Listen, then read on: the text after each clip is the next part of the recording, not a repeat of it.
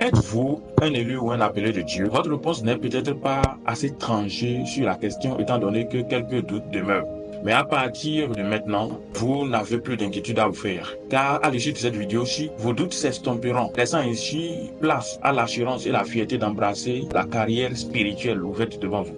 Soyez les bienvenus à l'Académie des rois et prêtres. Dans cette vidéo, je partagerai avec vous 12 rêves indiquant que vous êtes un élu ou un appelé de Dieu. Vous devez pouvoir retenir que Dieu a prédestiné les élus dès avant leur naissance pour accomplir une grande mission sur la terre. Mais, dans la vérité, c'est une fois sur la terre qu'ils ont la capacité de comprendre leur mission que Dieu commence par leur révéler avec profondeur ce qu'ils ont à faire. La compréhension donc de la voix de Dieu est une condition sine qua non pour eux de réussir la mission. La raison pour laquelle plusieurs élus échouent, c'est qu'ils n'ont pas pu décoder la voix de Dieu. C'est ce que je me propose de vous faire ici, vous aider à décoder les signaux vocaux de Dieu sur votre destinée. Étant donné que les rêves et songes sont les moyens les plus prépondérants par lesquels Dieu parle à l'humanité, nous allons plutôt voir ces 12 rêves qui indiquent que vous êtes un élu de Dieu. Si vous ne vous êtes pas abonné à notre chaîne, c'est le moment de le faire, liker, de partager le contenu pour lui donner plus de visibilité. Nous vous invitons aussi à voir le lien de la vidéo intitulée « Ces signes qui indiquent que vous avez une grande destinée ou vous êtes un élu de Dieu ». Nous vous laissons les liens de cette vidéo-là en description, ça va vous faire beaucoup de bien. Alors, le premier songe qui indique que vous êtes un élu de Dieu, c'est le fait de voir une Bible. Lorsque vous voyez une Bible dans votre songe, que ce soit quand vous avez tendu la Bible, que vous avez avalé la Bible, ou que la Bible est entrée en vous, ou toute autre manifestation de cette Bible-là doit pouvoir vous amener à comprendre que vous êtes plutôt un élu de Dieu. À partir de Ézéchiel 2, verset 9 et suivant, la Bible dit que l'ange de l'Éternel tendit un livre en rouleau. Il lui a dit d'avaler cela. Quand il a fini d'avaler, c'est en ce moment qu'on lui a envoyé en mission. C'est la même chose avec l'apôtre Jean dans le livre d'Apocalypse 10, versets 8 et 12. Quand il a fini d'avaler le petit livre, on l'a envoyé en mission, notamment au peuple, aux nations, aux langues. Apocalypse 10, versets 8 à 11. Je connais l'histoire d'un célèbre homme de Dieu qui désormais mort, qui a secoué le monde des ténèbres, l'un des serviteurs de Dieu les plus célèbres. La première vision qu'il a eue, il a vu les apôtres et une Bible lui a été tendue et cette Bible est entrée en lui. Il a dit que c'est à partir de cet instant-là qu'il a une compréhension claire des Écritures. La deuxième chose, lorsque vous vous voyez dans le songe en train de rendre ministère aux autres, et vous faites la prédication, vous guérissez les malades, vous faites des miracles, vous faites des délivrances, vous apportez de l'aide et assistance aux autres. Vous pouvez vous voir dans la tenue de médecin par exemple, ou d'infirmier, de sage-femme et autres. Généralement, ceux-là, ce sont des gens qui ont un ministère de guérison. Lorsque vous rendez ministère aux autres, ou vous apportez de l'assistance aux autres de façon spéciale, vous êtes un appelé. Le troisième songe, fait de voir les anges. À travers les Écritures, nous avons vu que plusieurs fois, les anges ont visité les élus. La Bible nous dit dans le livre d'Hébreux 1 verset 14 que les anges sont des esprits au service de Dieu, envoyés pour exercer un ministère en faveur de ceux qui doivent hériter le salut. Comprenez les élus. Le quatrième songe qui indique que vous êtes un élu de Dieu, c'est quand vous voyez un serviteur de Dieu, un homme de Dieu, dans votre songe. 2 Timothée 1, verset 6, 1 Timothée 4, verset 14, nous dit comment on peut faire le transfert d'onction et de grâce dans la vie d'un jeune serviteur de Dieu. C'était le cas entre Paul et Timothée. Donc lorsque vous voyez plutôt un homme de Dieu ou un mentor dans votre songe, soit vient vous imposer la main, ou alors il vous enseigne des mystères, ou alors vous montre.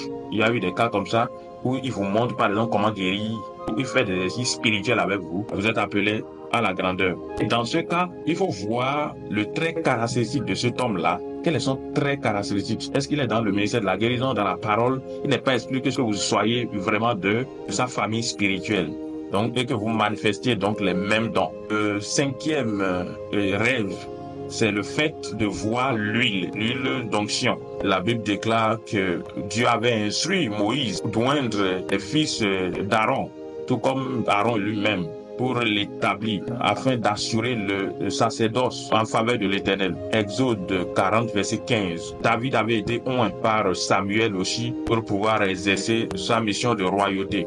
Donc, si vous vous voyez en train d'être oint, ou bien vous voyez l'onction d'une certaine façon dans le songe, ça prouve que vous êtes à 2 doigts de recevoir, ou bien vous avez reçu l'onction pour accomplir une mission particulière. Faites attention aux voix que vous allez entendre, aux circonstances, pour savoir quel type d'onction vous avez reçu, parce qu'il y a plusieurs catégories d'onction. Il y a l'onction royale, il y a l'onction pour la guérison, il y a plusieurs types d'onctions. Donc, faites attention pour pouvoir savoir de quoi il s'agit. Le 6e songe, c'est plutôt le fait de voir un manteau. Un manteau, c'est un vêtement particulier, surtout quand c'est rattaché à un homme de Dieu, le manteau d'un homme de Dieu. Dans un songe, prouve que vous êtes appelé à une grande destinée parce que c'est tellement que vous allez utiliser ce manteau-là. Le manteau, c'est le symbole de la puissance du Saint-Esprit. Élie a laissé son manteau à Élisée dans le livre de 2 Rois 2, notamment dans le verset 14, la Bible dit qu'il a utilisé ce manteau-là pour diviser le Jourdain en deux et passer. Donc on a touché le manteau de Jésus-Christ et la guérison est intervenue. Marc 5, verset 27 à 28. Pour vous dire que le manteau est le symbole de la puissance du Saint-Esprit. Si vous avez reçu un manteau, ça veut dire que Dieu veut vous utiliser puissamment pour transformer ce monde-ci. Ne prenez pas ça à la légère. 7e, le fait de voir la couronne dans sa vision. La couronne, c'est le symbole de l'autorité royale, politique, spirituelle, de l'honneur et de la gloire. Donc, lorsque vous voyez porter de couronne, ça prouve que Dieu est en train de vous appeler à une œuvre grande. Proverbe 21, verset 3 peut vous renseigner sur ça. 1 Corinthiens 9, verset 25. 1 Timothée 4, verset 8, ça peut vous aider. 8e chose, lorsque vous voyez une grande moisson ou bien vous voyez dans le champ en train de moissonner. Jésus-Christ disait à ses disciples, la moisson est grande, mais il y a peu d'ouvriers. Priez donc le maître de la moisson d'envoyer des ouvriers dans sa moisson. Matthieu 9, verset 37 à 38.